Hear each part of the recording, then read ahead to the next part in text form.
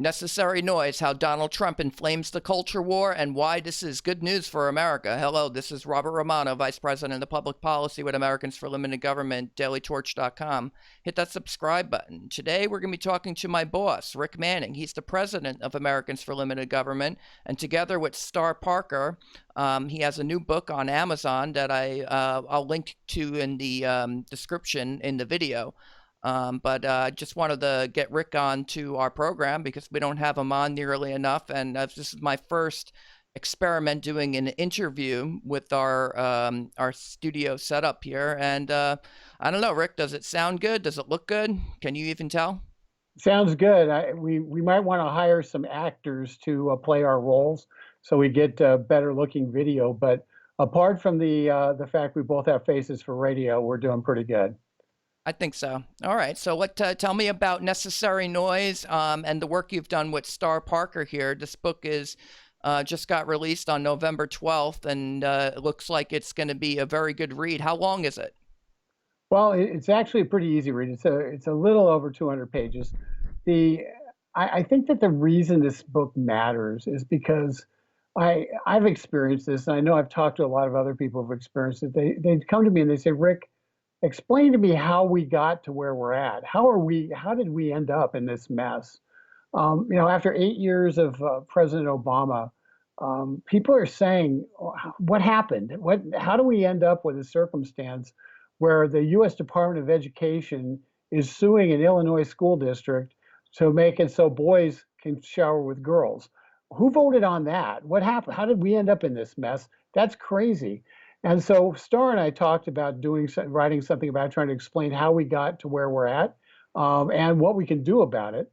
And the title "Necessary Noise" is all about the need to stand up and really take a back seat in the cultural war, but instead stand up for what's right and not be afraid and not be cowed by people who want to call you names.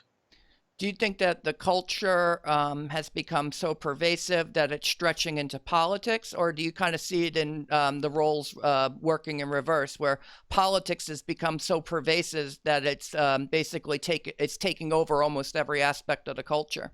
Well, I think Andrew Breitbart is still right when he said politics is downstream of culture, and the irony is culture is not anywhere near where the actual populace is. The culture is being driven by the coasts.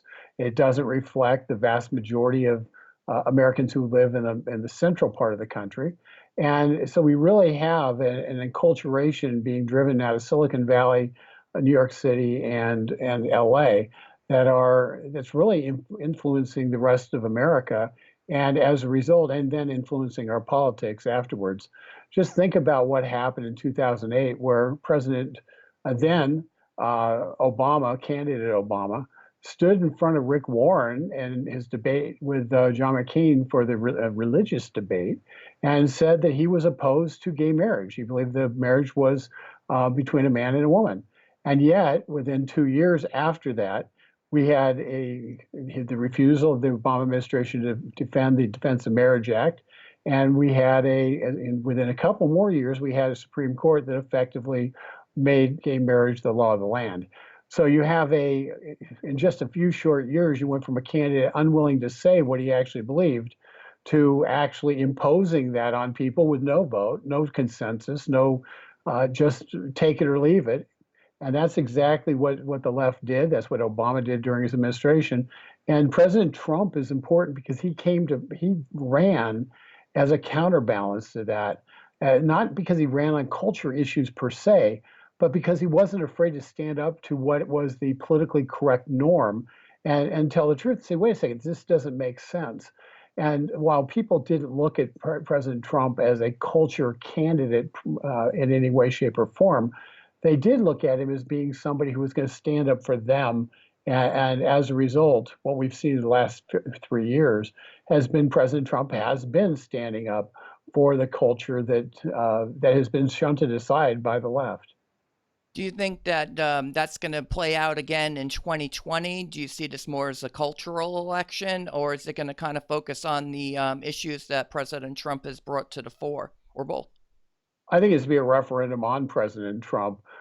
If the Democrats win, we know what we're going to get because you know the candidates they're running, and they basically are if not fully embracing socialism, they are in fact standing right next to it and cozying up to it real close.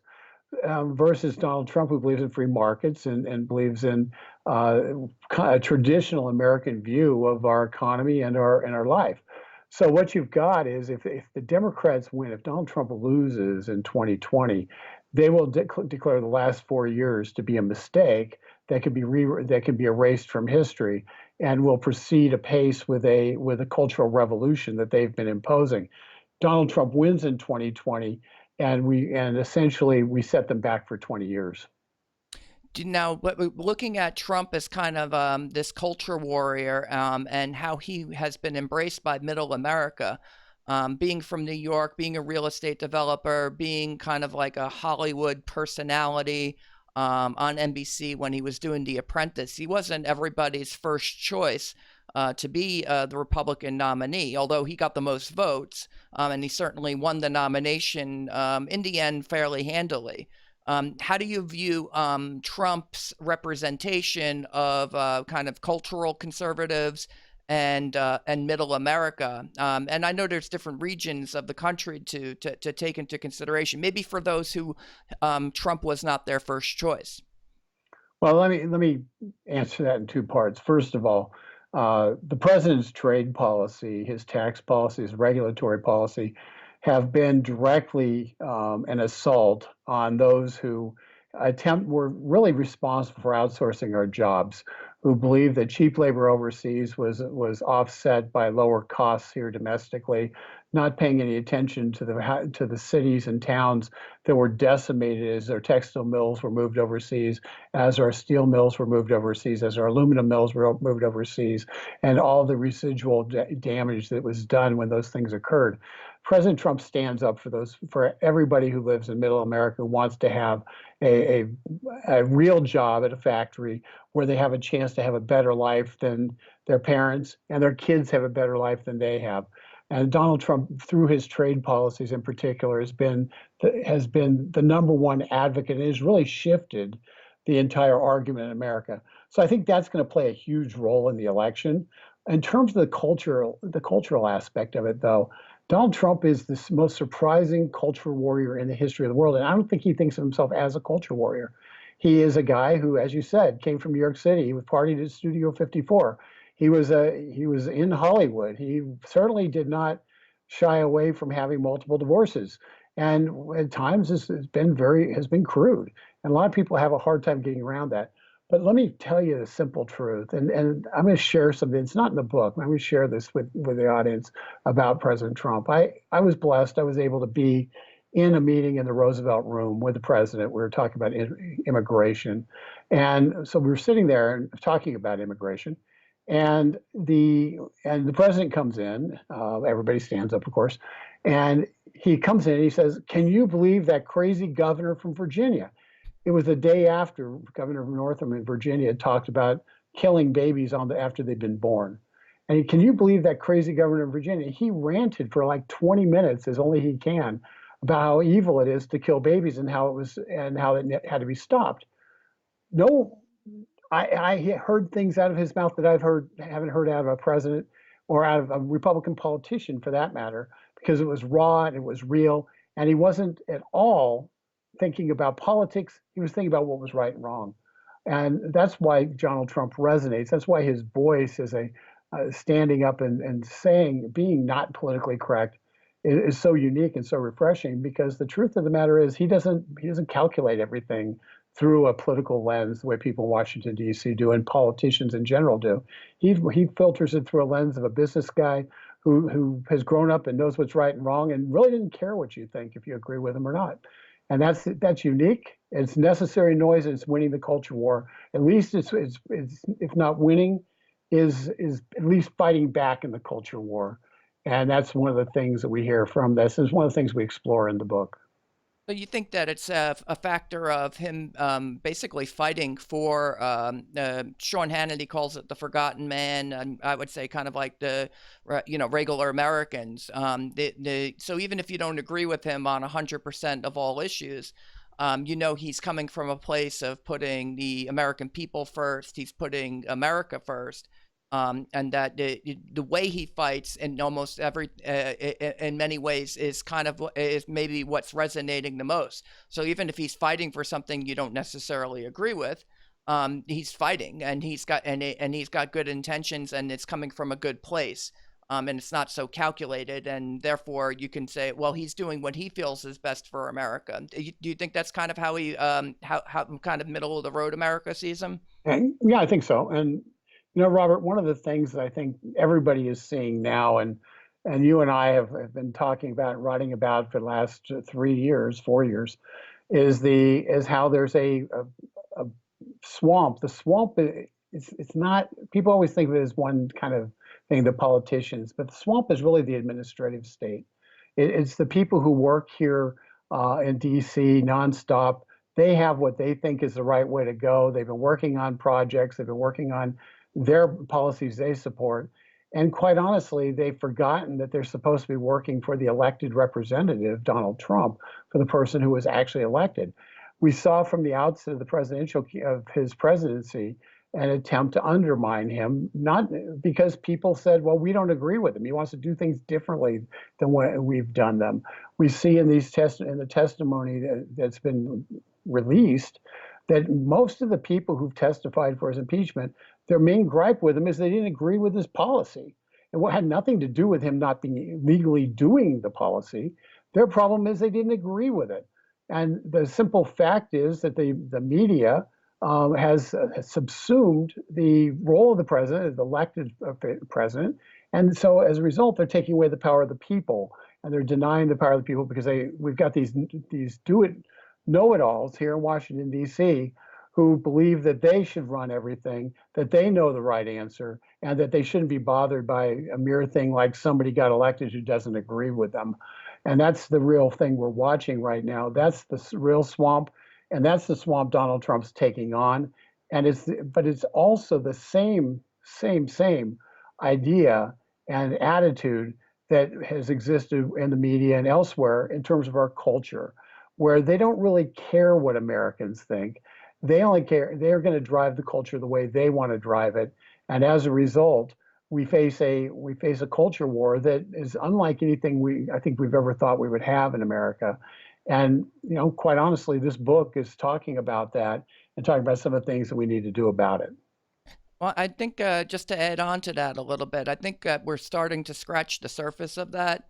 And the struggle we're seeing in political Washington, D.C. right now over kind of primacy and whether an election actually even means anything is telling us a lot about how I think the wider societal conversation that's going on, how it might be playing out. So Donald Trump wins the election in 2016, but the first thing the official Washington is trying to do after the election via, I guess, the Obama administration was you had the Justice Department and intelligence agencies engaged in an investigation that they were going to carry over into 2017 after Trump was inaugurated. They were going to keep it a secret from him, and then they were going to try to use whatever they found, falsely accusing him of being a Russian agent and his campaign to try to oust him. And now we're seeing 3 years later what the fruits of that labor are. They want to impeach President Trump. They just can't accept the outcome of the election. So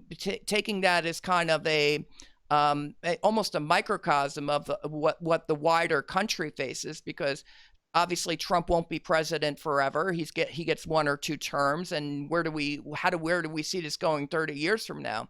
Is there any space, frankly, for the 63 million Americans who voted for President Trump in this new America that I think the left is envisioning right now? Or are we really looking at 2 different countries right now? Well, we certainly are divided, and we see that every day. The fact the left has embraced Antifa, which is essentially their military wing, in terms of attacking Trump supporters and making no bones about it, and getting institutional support from the Portland mayor, San Jose mayor, Nancy Pelosi, even, and many of the Democrats who wouldn't condemn Antifa when they were attacking Trump supporters in the 2016 election. So we clearly have a divide. But I remain optimistic that Americans will come together. We have to do some things a little bit differently. We have to take back control of our schools. If we don't take back control of our schools, then culturally we've lost.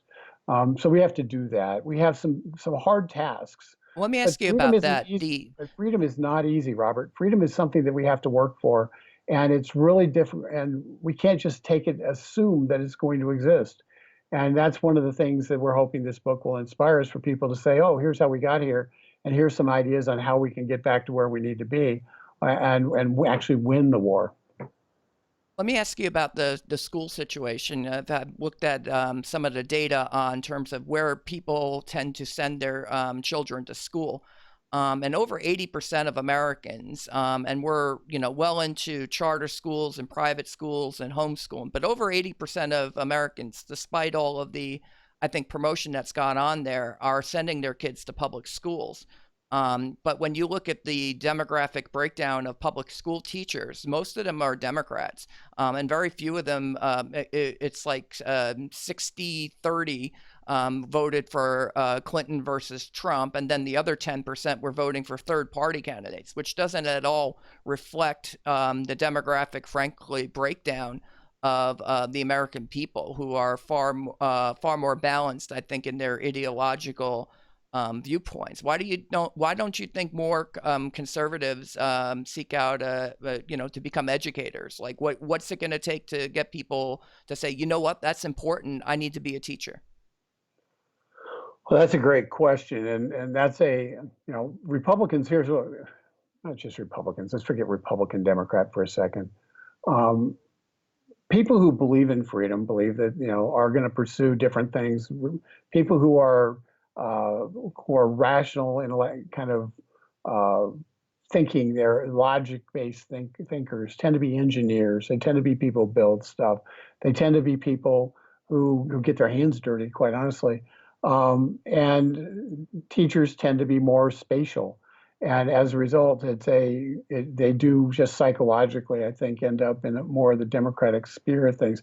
But having said that, I really think it's important that people if you're going into a second career, to go into the school, spend 5 years teaching in your local school district, taking your expertise and offering it to the kids, and creating a difference in terms of, so they're hearing a perspective from somebody uh, who hasn't just done teaching their whole life. More importantly, there's an old saying that if a kid knows what your political view is and you're a teacher, you're not doing your job right. And so if you just teach them how to think critically, they will figure it out on their own. But we have an indoctrination society right now, and we have to take it on both on the federal level and at the state level and at the school board level. And obviously, then we need people to be teachers who just want to teach kids and make sure they're prepared for the future rather than indoctrinate them for a political cause. Yeah, and I think I agree with that, and I think it may even be more impactful than, and frankly, some of the push that you see to. Although it could be also be important, is the idea of kind of breaking into media and breaking into Hollywood or the arts, frankly. And so my own personal trajectory used to be to go to art school before I went to study political science, and so part of me always wishes I had kept on doing that, and I might be an educator right now as a result of that. But certainly I think that there's more that folks who are either just kind of independently politically wired or conservatives, they should be teaching more. They should be trying to do more stuff in media and entertainment, because if it's just one-sided, then frankly that's a bid for one-party rule, and I don't think that's the direction most Americans really want to go in. Well, and that's one of the reasons why I'm really excited that you've been doing this web blog, and I plan on doing more of them, because effectively, we don't have to rely on the NBCs, the ABCs, the CBSs, the MSNBCs, the CNNs who cover up the Jeffrey Epstein information and effectively knew that this guy 3 years ago was doing bad stuff and chose not to report it. We don't have to put up with that anymore. Citizen journalists have a role. People have access to more media than they've ever had and are free to see more different types of media than they've ever have been exposed to. And so, in terms of using this kind of forum, doing a lot of media, radio, television interviews like I do, also and writing this book, quite honestly, using an old school type of medium to try to create a alternative ways of thinking that people can sit there and look at and hopefully embrace, or if nothing else, raise questions and ask, well, is this right or wrong? Critical thinking is the most important thing that we can teach people to do biblically. And Paul describes a place called Berea. And in Berea, he praises them because they didn't just accept what the teachers of the word said. They asked questions and went back in the Old Testament in Scripture to see what was true and what wasn't true. And and Paul praised them because they weren't just passive passive in terms of their learning. They were active in their learning, and that way they were actually confirming what was truth and what was not truth. Almost sounds Socratic. It is almost sounds Socratic, and but I will use the biblical Bereans as the example because I remember this is kind of a funny little story, but it's got nothing to do with necessary noise. But way back when a missionary kid was in our Sunday school, and we had a big picture of Noah's Ark up on the wall, and we were studying about Noah's Ark. And he goes, this is all wrong, and he starts describing how he thought Noah's Ark should look. And one of the kids in the class go, well, where do you get that? He goes, he tried to make up something. And the kid turned to the Bible and read in what it said in the Bible. He says, it doesn't say that in the Bible, so you're just making stuff up. Well, you know what? And so we said, man, you are a Berean and you're only 6. But it was a perfect example of, the truth is there. We just have to find it. And I'm not talking, like one of your favorite shows, but we just have a responsibility and the resources to find what's going on. And hopefully here at Americans for Limited Government, we help you out with our daily articles that we send out that really we write from a perspective to try to mainly get people on the Capitol Hill and in the administration to have the background and understand and be able to track what's actually going on. So we write it more for those insiders. But we're really glad when people are clicking on it and they're looking at it and they're passing it around, because that's how information gets disseminated in today's world. And we're completely dependent on the people who are watching this video for doing that. And we certainly appreciate you doing that every single day. Absolutely. And so let me take one more look at the book here, Necessary Sure. Noise, How Donald Trump Inflames the Culture War and Why This is Good News for America by Star Parker with Rick Manning. He's the president of Americans for Limited Government. Reading the blurb here, popular Fox commentator Star Parker explains why today's noisy political rhetoric is good for you and provides specifics on why Trump's presidency is vital for America's future. Star Parker is among the many reeling and confused as Donald Trump became the 45th president of the United States. But she argues a silver lining to this outcome is the debate that has since ruled our media and private conversations. The ongoing noise can seem overwhelming, but our country needs the authentic and candid dialogue of its people. And Trump's presidency provides us with an opportunity like never before to engage and work to preserve the values upon which America was built. Necessary Noise honestly examines the crossroads where we find ourselves and suggests ways of moving forward towards resolution and restoration. Tackling a wide range of topics which citizens should get noisy, from immigration, education, abortion, welfare. Necessary Noise provides the framework for how to take part in this important time in history using our voices. And so this sounds like a great book, Rick. Congratulations. I know that our listeners and our viewers will definitely appreciate and enjoy this book, and they can just click in the description and you can pick it up on Amazon, and I'll ship it to you right away. Uh, And wanted to thank you, Rick, for taking the th- time to come Thank, on the broadcast. thank you, Robert. And one thing that can't be missed is I wasn't one of the people reeling. And that's one of the reasons that Starr asked me to help write the book, because I wasn't reeling by Donald Trump's reelection or election. We knew that Donald Trump was the answer, and made it pretty clear in terms of the stuff we were writing, in terms of the problems that existed. Now, everybody had doubts about where he was going to be on specific issues, and quite honestly, there are issues that I've been disappointed in, and but far more issues that I've been excited that he's pursued, things that others had only talked about but never had the guts to do. If people don't remember to click on the link that's here, you can go directly to rickmanning.com, and it'll take you right to the Amazon account. And if you want to have Amazon Smile and you want to do a donation, you can pick any group to donate part of the proceeds for the book to a group of your choice. And obviously, Americans for Limited Government Foundation is involved with Amazon Smile, so that would be a way to help the organization as well. Awesome. All right, Rick. Let me take our viewers out here. Again, this is Necessary Noise: How Donald Trump Inflames the Culture War and Why This Is Good News for America.